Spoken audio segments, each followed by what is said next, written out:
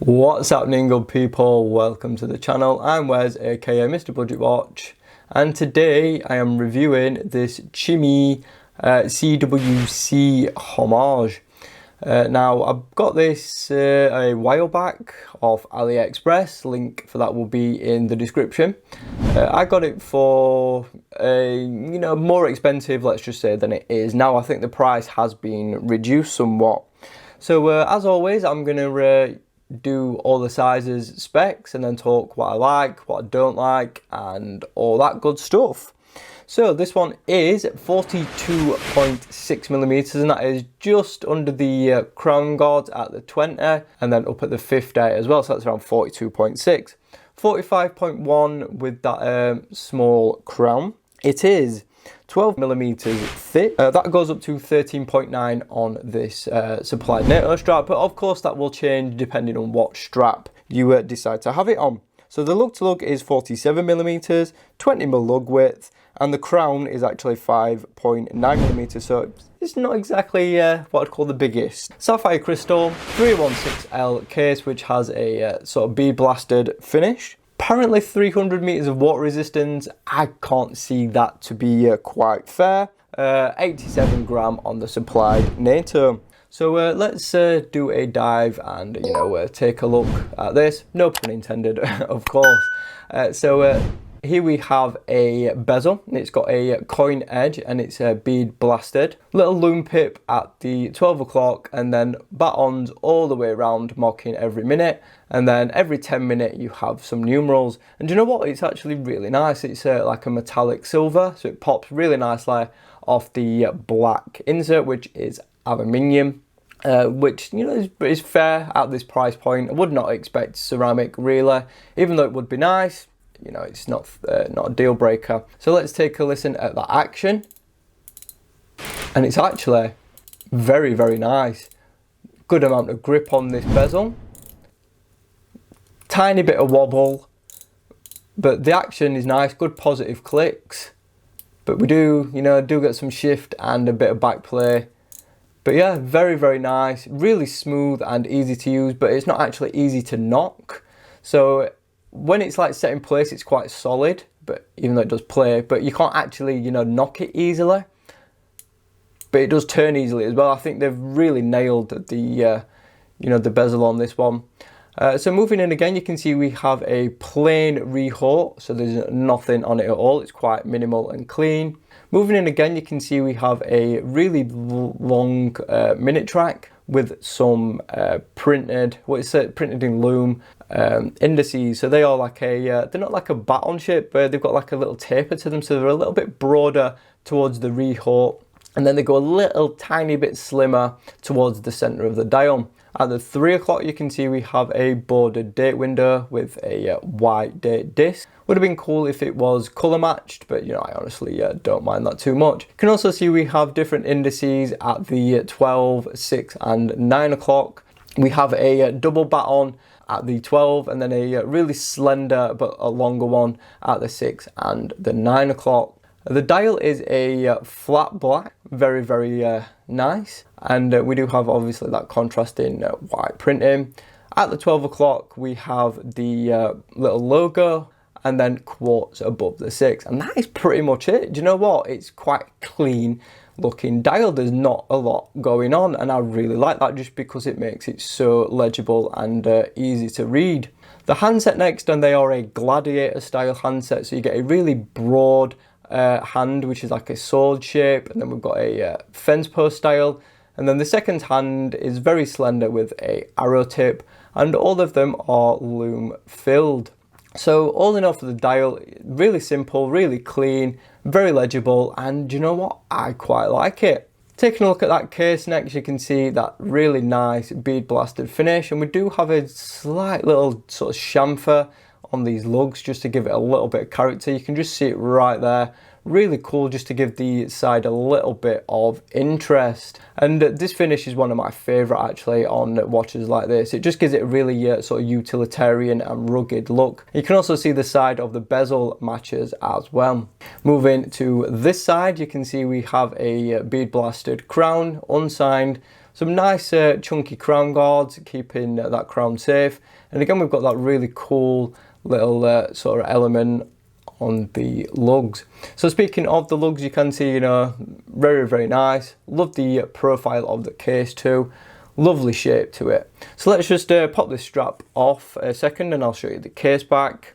So the case back is screw down, and you can see we do have a polished outer ring where you can actually make all your adjustments.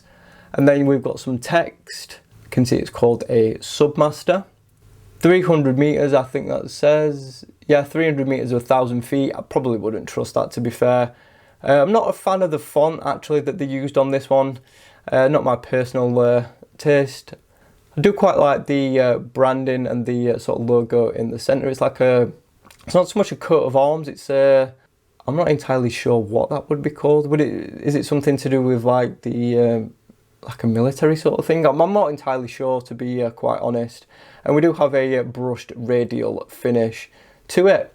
So very, very nice there. It's pretty well done. I'm just not a huge fan of the text used. You can also see we've got some pretty decently thick spring bars included as well. So they're not them horrible, cheap, flimsy ones, which is nice to see. So now we're going to talk about that loom. And like I said already, we have loomed indices and loomed hands. And do you know what the loom... Oh, do you know what? I'm just going to straighten that bezel up because it's quite annoying. There we go. You can see it aligns pretty nice as well. So anyway, loom is actually pretty decent for the price point. We've got those quite broad hands, so there is quite a fair amount of loom packed in. Not so much loom on the indices though, so you can see, you know, the hands are brighter than the indices, but there is obviously more loom compound, you know, put into them. But do you know, the loom is pretty good. It gets reasonably bright. It lasts a decent amount of time. It's definitely better than some more expensive watches that I've seen. So yeah, it's not amazing, but you know, for the price point of this watch, I can't really, you know, say too much bad about it. Yes, it's not perfect. Yes, it's not amazing, but it's good for the price. So now we're going to talk a little bit about the included strap and, of course, how comfortable this watch is. So this one comes on a very simple NATO, plenty of adjustment holes, really cleanly cut and all heat treated. So as you can see, I mean, there is a lot there. So there's plenty of scope for it to fit guys with slim wrists and also guys with thicker wrists too. You can see we have got a little bit of fraying where the heat treated has sort of not done properly. Just a little bit there, a little bit at the top and a little bit at the edge. Not a deal breaker by any means, but you know, it would have been better to see some better heat treating. We have a brushed stainless steel keeper there.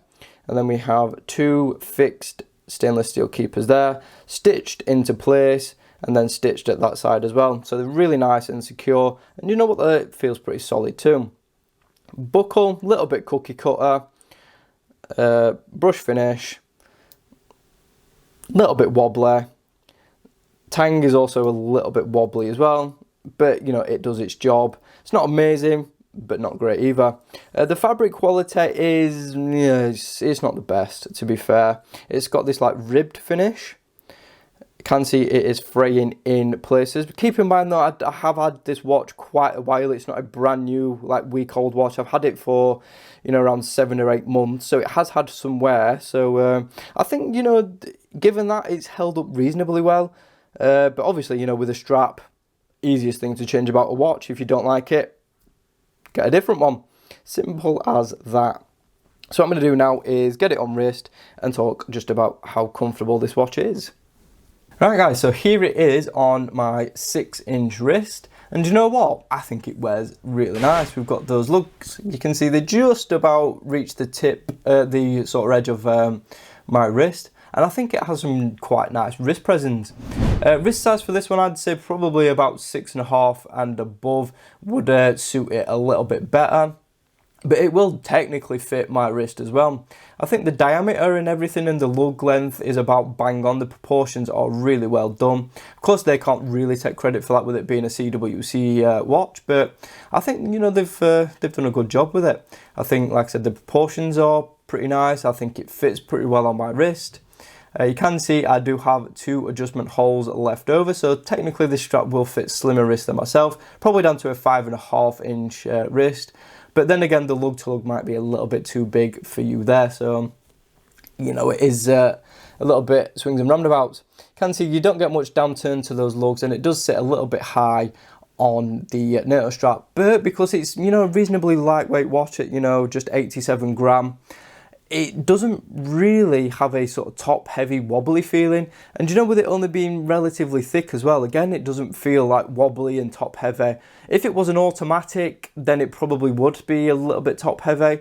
But do you know what, with it only being a quartz, I think it's got a pretty nice little balance to it. It feels nice on wrist, and it is a very, very comfortable watch. The strap quality, you know, is not the best. It's decent. You can always swap it out for a higher quality NATO if you want to. But yeah, really, really comfortable watch. And you know what, I can't really complain about it at all.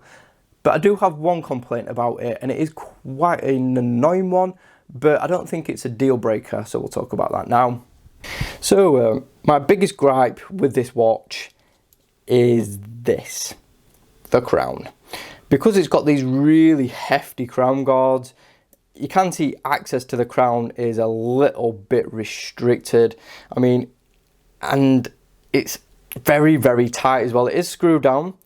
Once it's out and, you know, actually popped out, it's relatively easy to use. I think they could have done, actually, though, with making the diameter a little bit bigger and reducing the size of the crown guards, just because it's just a little bit hard to actually get a good grip. I mean, once you actually get hold of the crown, the grip is not bad. It's just really small, and because of those big crown guards, they're just really difficult to actually get purchase on it. You sort of have to sort of grab it from the back once it's screwed out and then pull it.